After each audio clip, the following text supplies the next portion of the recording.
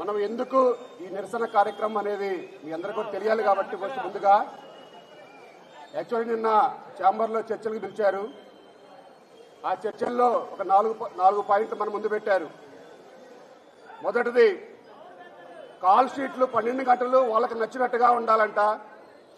6 గంటల నుంచి 6 గంటలు మనం ఇప్పటి నుంచో చేస్తున్నాం ఆనవాయితీగా. గత సుమారు ఒక 50 సంవత్సరాల నుంచి మనం 6 గంటల నుంచి 6 గంటల వరకు చేస్తున్నాం. కానీ అలా కాకుండా 6 గంటల నుంచి 6 గంటలకు, 9 గంటల నుంచి 9 గంటలకి కాల్ షీట్ కావాలన్నారు.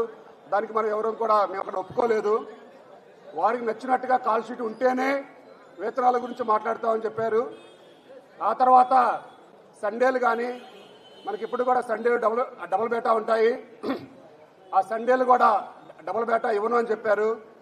అలాగే షూటింగ్లో మాకు నచ్చినట్టుగా మాకు నచ్చిన నాన్ నెంబర్స్తో చేసుకునే వెసులుబాటు మాకు కల్పించాలి అన్నారు.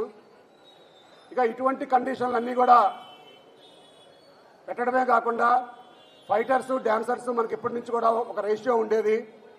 వేరే రాష్ట్రం నుంచి ఒక ఫైట్ మాస్టర్లు కానీ డాన్స్ మాస్టర్లు కానీ వస్తే మన వాళ్ళని కూడా పెట్టుకోవాలి అనేది. అటువంటి నిబంధనలు ఏవి కూడా మాకు వర్తించవు. మీరు ఎలాగైనా సరే నా ప్లేస్ మీకు ఇటువంటి ఏవి వర్తించవు. కాబట్టి ఆ కండిషన్లు ఒప్పుకుంటేనే పర్సంటేజ్ ఇస్తామని చెప్పారు.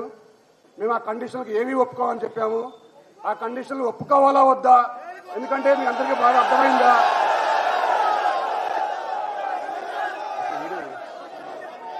ఎందుకంటే మన శ్రమ దోపిడీ మనం ఇప్పటి నుంచో 6 గంటల నుంచి 6 గంటలకి కాల్ షీట్ అంటే మనం ఉదయం 4ంటికే వెళ్తాం లొకేషన్కి.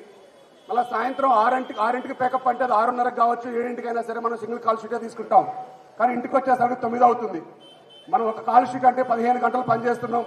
అయినా సరే దానికి కూడా వాళ్ళ సాటిస్ఫాక్షన్ కాకుండా మాకు నచ్చిన టైంలో ఉండాలి, నచ్చిన 12 గంటల కాల్ షీట్ పనిచేయాలి, మేము నచ్చిన వాళ్ళు పెట్టుకుంటామంటే మనం కూడా ఏమి చేత కాకుండా ఏమి లేవు. కాబట్టి మనం అలాగే మనం ఇంకా అవమానపరచడం ఏంటంటే మన దగ్గర స్కిల్ లేదు, అసలు మనం పనికిరాము, మేము కొత్త వాళ్ళని తెచ్చుకుంటాం, బయట వాళ్ళని మేము కొత్త వాళ్ళని తెచ్చుకుంటాం అంటే అది ఇంకా బాధాకరంగా ఉంది.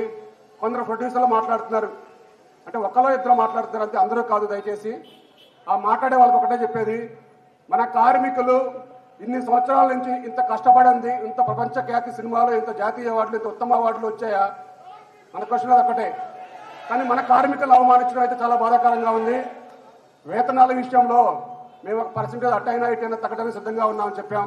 కానీ ఈ కండిషన్లు మనకి చాలా బాధాకరంగా ఉన్నాయి. కాబట్టి ఆ కండిషన్ల ముందు మేము ఏది ఒప్పుకోవట్లేదని చెప్పడం జరిగింది. ఎందుకంటే వాళ్ళ కొందరు అన్నారు, మీ కార్మికులు ఒప్పుకోవడానికి సిద్ధంగా ఉన్నారంటే మీ నాయకులే ఇక్కడ నాటకాలు ఆడతారని చెప్పేసి అనే పదాలు కూడా మాట్లాడటం జరిగింది.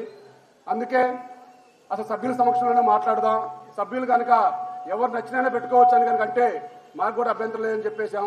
కాబట్టి ఏదన్నా సరే సభ్యుల కోరిక మేరకే ఫెడరేషన్ ఉంటుంది, కానీ ఫెడరేషన్ నిర్ణయాలకి మీ మీద రుద్దే అధికారం మాకుండదు. ఏది ఉన్నా సరే మనం యథావిధిగా పాత పద్ధతుల ప్రకారం అయితేనే మనం పనిచేస్తామని చెప్పాము.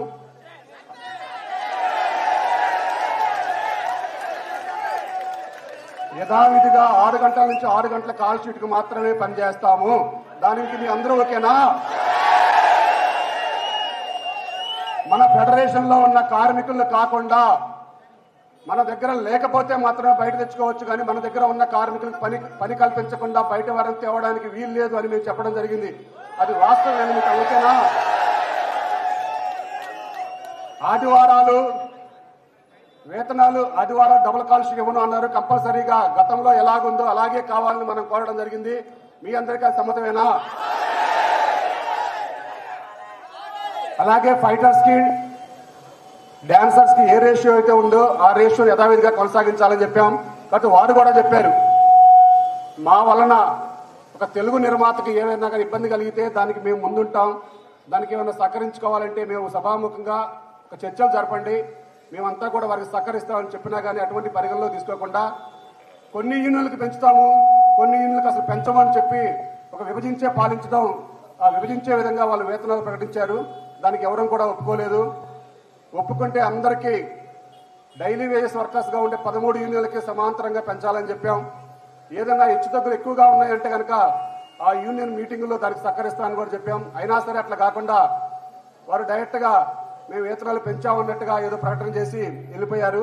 కానీ ఆ ప్రకటన వెనుకున్న అంతర్యం ఇది. కొన్ని యూనియన్లు విభజించే విధంగా ఫైటర్స్ని, డాన్సర్స్ని, మెయిన్గా టెక్నీషియన్స్ అంటే అవుట్డోర్ టెక్నీషియన్స్ యూనియన్ వాళ్ళకి ఒక కెమెరా డిపార్ట్మెంట్ వారికి 1% కూడా పెంచమన్నారు. మీరు వస్తే రండి లేకపోతే లేదన్నట్టుగా మాట్లాడుతున్నారు. ఇంకా కొందరు అయితే ఇంకా చాలా బాధాకర అంశం, 4 రోజులు కడుపు కాలితే వాళ్ళే వస్తారు షూటింగ్కి. 4 రోజులు కడుపు కాలితే వాళ్ళే షూటింగ్కి వస్తారు. మా కండిషన్లు ఇవే, మీరు బలవంతంగా ఒప్పుకోవాలి, పనిలోకి రావాలన్నట్టుగా మాట్లాడుతున్నారు. కాబట్టి దయచేసి ఇది ఏది చేసినా మన 13 యూనియన్లే కాదు 24 యూనియన్లు అంతర్గతంగా చేసేది.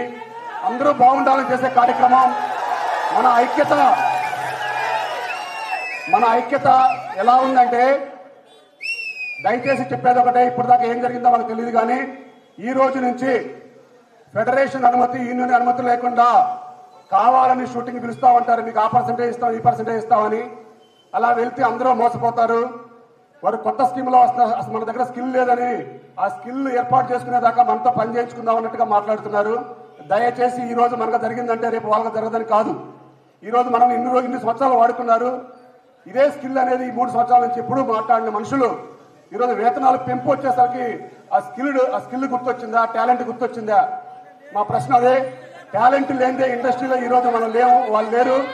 కాబట్టి మన టాలెంట్ ని కించపరచొద్దు అనేది మనం తెలియజేస్తున్నాం. కాబట్టి మీ నిరసన ద్వారా వారికి తెలియాలి, మన కార్మికులు ఐక్యంగా ఉన్నాం. మనం ఎవరు ఏ ఒక్క యూనియన్ కూడా పనిలోకి రాదు. కంపల్సరీగా అందరికీ సమపాలంగా పెంచితేనే, అందరినీ సమంగా చూస్తేనే మేము పనిలోకి వస్తామనేది మా నినాదం. దానికి తగ్గట్టుగా మీ యొక్క సంపూర్ణ మద్దతు కావాలని మీ ఫెడరేషన్ తరఫున మీ ప్రతి ఒక్క కార్మికుల్ని కోరుతున్నాం.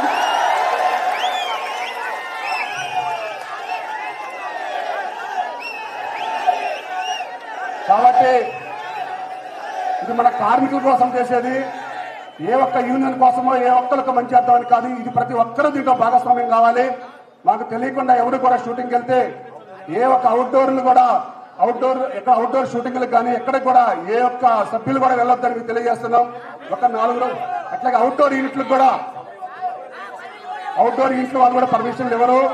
అందుకని ఎవరైనా సరే, లైట్ మెన్లు కానీ, కెమెరా వాళ్ళు కానీ, ఏ డిపార్ట్మెంట్ అయినా సరే, మళ్ళీ ఒక డిపార్ట్మెంట్ పేరని కాదు, మన డైలీ వర్కర్స్ కూడా 13 యూనియన్లతో పాటు 11 యూనియన్ల వాళ్ళు కూడా సహకరిస్తారు. అందరూ కూడా సహకరిస్తారు. కాబట్టి ఇది అందరికీ మనం చెప్పేది.